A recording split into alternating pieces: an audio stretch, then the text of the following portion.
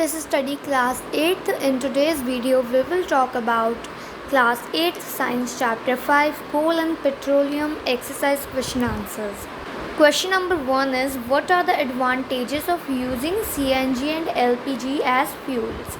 So इस question में हमें बताना है कि CNG और LPG को फ्यूल की तरह यूज़ करने से क्या एडवांटेजेस हैं, उनके क्या क्या फ़ायदे हैं, हम उन्हें CNG और LPG को फ्यूल की तरह यूज़ कर रहे हैं तो हमें उसके फ़ायदे बताने हैं. They both are cleanest burning fuels of all fossil fuels.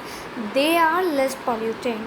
CNG और LPG क्लीनेस्ट बर्निंग फ्यूल्स है फॉसिल फ्यूल्स के, मतलब कि ये क्लीन करते हैं तो ये क्लीनेस्ट बर्निंग फ्यूल्स हैं और ये बहुत कम पॉल्यूशन क्रिएट करते हैं. They can be sent through pipes easily, और हम इन्हें ईजीली ट्रांसपोर्ट कर सकते हैं पाइप्स के द्वारा. दीज आर ईजीली अवेलेबल, ये आसानी से अवेलेबल होते हैं. LPG and CNG both are easy to store and transport, ये दोनों को ही हम आसानी से ट्रांसपोर्ट कर सकते हैं और हमें इन्हें रखने में कोई दिक्कत भी नहीं आती, हम इन्हें आसानी से रख सकते हैं. Question number 2 is name the petroleum product used for surfacing of roads. इसका मतलब है कि जो हम पेट्रोलियम प्रोडक्ट यूज़ करते हैं रोड्स की कंस्ट्रक्शन वर्क में, रोड्स को बनाने के लिए, तो उस पेट्रोलियम प्रोडक्ट का हमें नेम बताना है. The petroleum product use for surfacing of roads is bitumen. तो बिटुमेन एक ऐसा पेट्रोलियम प्रोडक्ट है जिससे हम रोड्स बनाते हैं. बिटुमेन को हम सर्फिसिंग ऑफ रोड्स में यूज़ करते हैं, रोड्स की कंस्ट्रक्शन वर्क में हम बिटुमेन यूज़ करते हैं. Question number 3 is describe how coal is formed from dead vegetation. What is this process called.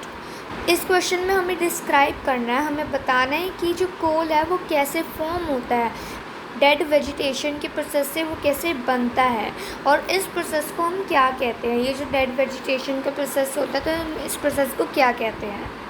Its answer is about 300 million years ago when the earth had dense forest in low-lying wetland areas. Due to natural processes like flooding, these forests got buried under the soil. As more soil deposited over them, they got compressed. The temperature also rose as they sank deeper and deeper. Under high pressure and high temperature, that plants got slowly converted to coal.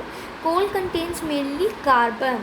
The slow process of conversion of dead vegetation into coal is called carbonization.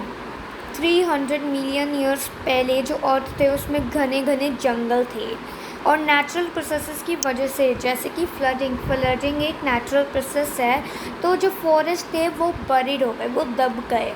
जो forest थे वो दब गए soil के नीचे और जैसे जैसे बहुत ज़्यादा सॉइल डिपॉजिट होती गई उनके ऊपर और जो जंगल थे वो फॉरेस्ट थे वो कंप्रेस होते गए, जंगल दब गए और जो टेम्परेचर था वो जैसे जैसे बढ़ता गया और वो और भी अंदर जाने लगे, फॉरेस्ट और भी अंदर डीपर होने लगे. और हाई प्रेशर और हाई टेम्परेचर की वजह से जो डेड प्लांट्स थे वो धीरे धीरे कन्वर्ट हो गए कोल में, उन्होंने कन्वर्ट होना शुरू कर दिया कोल में. सो कोल के अंदर सिर्फ कार्बन कंटेन होता है, कोल mainly contains carbon.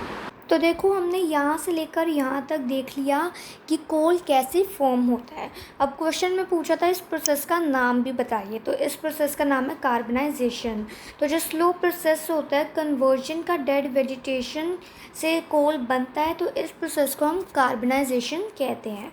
The slow process of conversion of dead vegetation into coal is called carbonization. So ये हमने देख लिया कि कोल कैसे फॉर्म होता है और इस प्रोसेस को भी हम क्या कहते हैं, इस प्रोसेस को हम कहते हैं carbonization. Next question is fill in the blanks. So filling the blanks देखते हैं. A part is fossil fuels are dash dash and dash. तो फॉसिल फ्यूल्स के एग्जाम्पल बताने हैं. फॉसिल फ्यूल्स कौन कौन से हैं. तो फॉसिल फ्यूल है natural gas, coal and petroleum. ये तीनों फॉसिल फ्यूल हैं, natural gas, petroleum and coal. Process of separation of different constituents from petroleum is called dash. तो जो प्रोसेस होता है डिफरेंट कॉन्स्टिट्यूएंट्स का सेपरेट करने का, उन्हें अलग अलग करने का प्रोसेस होता है पेट्रोलियम से, उन्हें हम क्या कहते हैं, उन्हें हम कहते हैं refining. So its answer is refining. Next part is least polluting fuel for vehicle is dash. जो सबसे कम पॉल्यूशन क्रिएट करता है, जो हम उसे व्हीकल में भी यूज़ करते हैं, तो उसका नाम क्या है? उसका नाम है सीएनजी। सीएनजी को हम व्हीकल में भी यूज़ करते हैं और ये सबसे कम पॉल्यूशन क्रिएट करता है। सो ये इसके आंसर्स है। फर्स्ट पार्ट का आंसर है natural gas, coal and petroleum. B part का आंसर है रिफाइनिंग एंड सी पार्ट का आंसर है सीएनजी। क्वेश्चन नंबर 5 है tick true false against the following statements. So true false बताने हैं, हमें इसमें टिक भी करना है कि कौन सी स्टेटमेंट ट्रू है और कौन सी स्टेटमेंट फॉल्स है। A part is fossil fuels can be made in the laboratory. क्या हम फॉसिल फ्यूल्स को लेबोरेटरी में बना सकते हैं? It's false. स्टेटमेंट फॉल्स है क्योंकि हम फॉसिल फ्यूल्स को लेबोरेटरी में नहीं बना सकते। क्यों? क्योंकि वो डेड वेजिटेशन के प्रोसेस से बनते हैं। जो डेड वेजिटेशन का प्रोसेस होता है वो उनसे फॉर्म होते हैं, तो वो लेबोरेटरी में नहीं बनाए जा सकते। B part is CNG is more polluting fuel than petrol. This statement is false क्योंकि सीएनजी कम पोल्यूशन क्रिएट करता है as compare to petrol. So this statement is false. C part is coke is almost pure form of carbon. क्या coke almost pure form है carbon की? Yes, this is true because coke is almost pure form of carbon. D part is coal tar is a mixture of various substances. Yes, this is true. Coal tar mixture होता है बहुत सारे substances का। And E part is kerosene is not a fossil fuel.